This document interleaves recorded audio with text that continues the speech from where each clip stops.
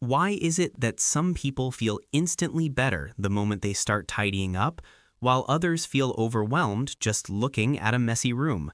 Believe it or not, both reactions come from the same place in the brain, and the reason might surprise you. Loving to organize isn't really about neatness. It's about control.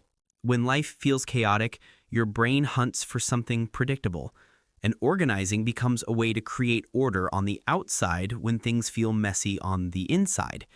Had a stressful day? Suddenly reorganizing a drawer feels soothing. It's not random. It's your brain trying to stabilize you. And the science backs this up. Every time you finish a small task, making your bed, wiping a counter, your brain releases dopamine, that little good job hit. Plus, a tidy room can lower cortisol, your stress hormone. That lighter feeling after cleaning, that's your biology doing its thing. But there's something deeper. Your subconscious treats your environment like a safety signal. Clutter whispers, unfinished business.